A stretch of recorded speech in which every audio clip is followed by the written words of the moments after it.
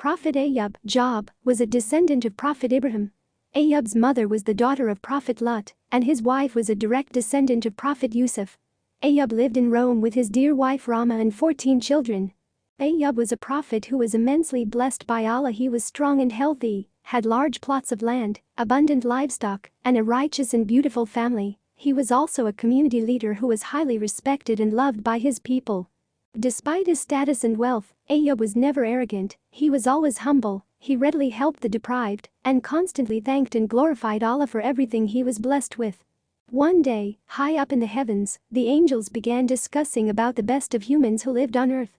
An angel amongst them said, "The best creature on earth today is Ayyub, a man of noble character who displays great patience and always remembers his generous Lord. He is an excellent model for the worshippers of Allah. In return, his Lord has blessed him with a long life and plenty of servants. The needy and the poor share in his good fortune. He feeds and clothes the poor and buys slaves to set them free. He makes those who receive his charity feel as if they are favoring him, so kind and gentle is he." Satan, who was in the vicinity, overheard the discussion and became very angry. He immediately began plotting to lure Ayyub away from the worship of Allah. He whispered evil thoughts to Ayyub about the many pleasures of life that a man such as Ayyub could easily enjoy, but the Prophet was a sincere servant of Allah and was not easily faltered. This enraged Satan further. Satan approached Allah and informed him that Ayyub was not a sincere servant of his and was only glorifying him in fear of losing all his wealth. He, Satan, suggested, "If you remove his wealth, then you will find that his tongue will no longer mention your name and his praying will stop." Allah, the All-Knowing, did not believe Satan, for he knew that Ayyub was among his most sincere believers and did not worship his Lord for mere material possessions. But he agreed to test Ayyub to show Satan the absolute sincerity of his loyal servant.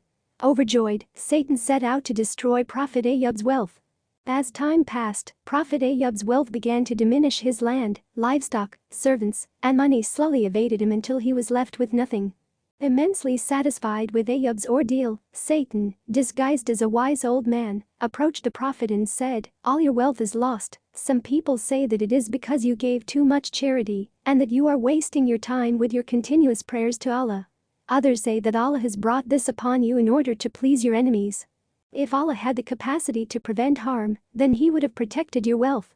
Ayyub replied, "Allah gives whom He wills, and Allah takes from whom He wills. And all of the wealth that I have belongs to Allah, so He has every authority to take it back from me." Ayyub then turned around and continued to thank and praise Allah. Feeling rather frustrated, Satan returned to Allah and said, "I have stripped Ayyub of all his possessions, but he still remains grateful to you. However, he is only hiding his disappointment.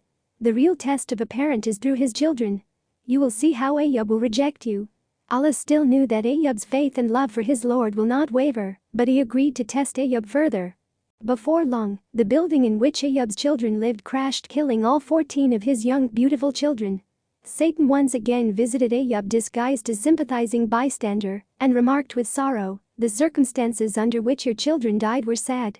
Surely, your Lord is not rewarding you properly for all your prayers." Ayyub responded, "Allah gives me what is good for me and takes away what Allah sees that is displeasing for him and for me. Allah sees that all of these children may be a strong test and trial for me, so Allah took them away from me. Whether a thing is beneficial or harmful to me, I will remain firm in my belief and remain thankful to my Creator."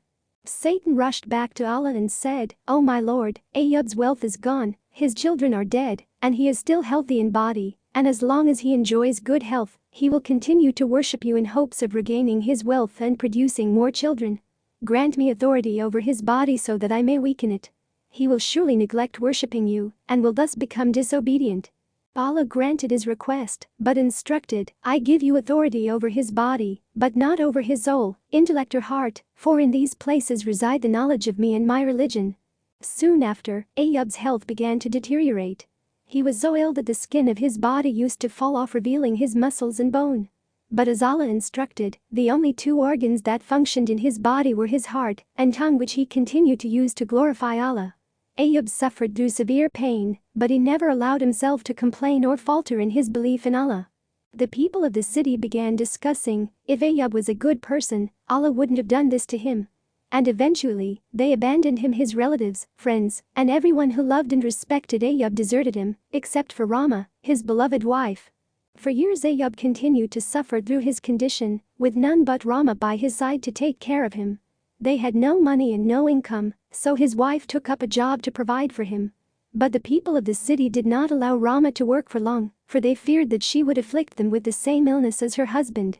Ayyub, meanwhile, continued to pray to Allah to give him the strength and patience to endure this pain and suffering. One day, Satan appeared before Rama in the form of man and asked her, "Where is your husband?"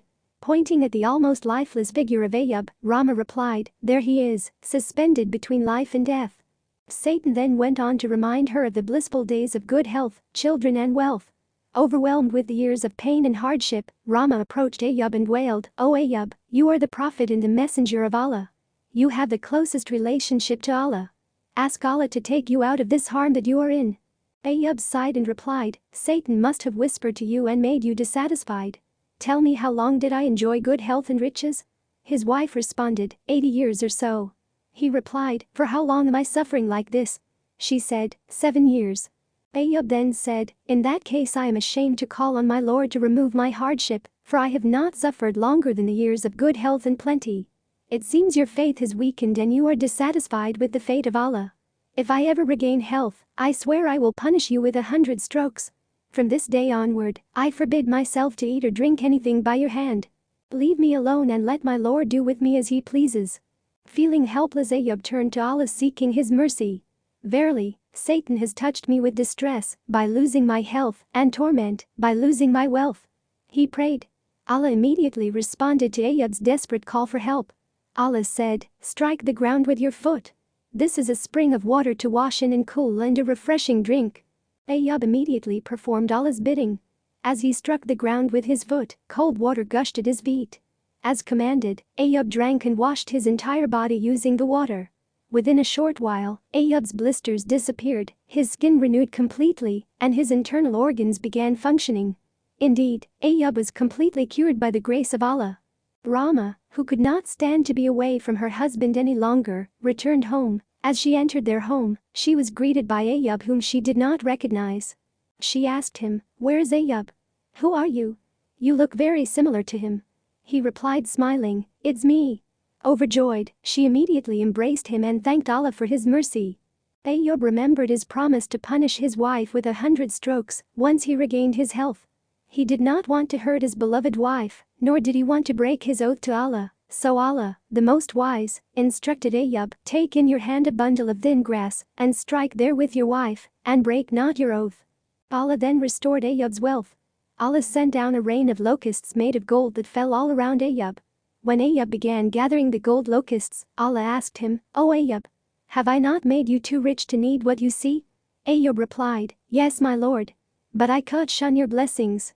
Ayyub and Rama were also given back their family. The couple were blessed with 28 beautiful, healthy children, 14 girls and 14 boys. The story of Prophet Ayyub is one adversity mixed with patience. It is easy to be a faithful servant of Allah when everything is going well, but his faith never faltered during difficult times, which is what makes him a remarkable being. And for their taking of usury while they had been forbidden from it, and their consuming of the people's wealth unjustly. And we have prepared for the disbelievers among them a painful punishment, abiding eternally therein. The punishment will not be lightened for them, nor will they be reprieved. Indeed, we have revealed to you, O Muhammad, as we revealed to Noah and the prophets after him. And we revealed to Abraham, Ishmael, Isaac, Jacob, the descendants, Jesus, Job, Jonah, Aaron, and Solomon, and to David, we gave the book of Psalms. Surah Nisa ayat 161-163. They who believe and do not mix their belief with injustice, those will have security, and they are rightly guided. And that was our conclusive argument which we gave Abraham against his people. We raise by degrees whom we will. Indeed, your Lord is wise and knowing. And we gave to Abraham, Isaac and Jacob, all of them we guided. And Noah, we guided before, and among his descendants, David and Solomon and Job and Joseph and Moses and Aaron.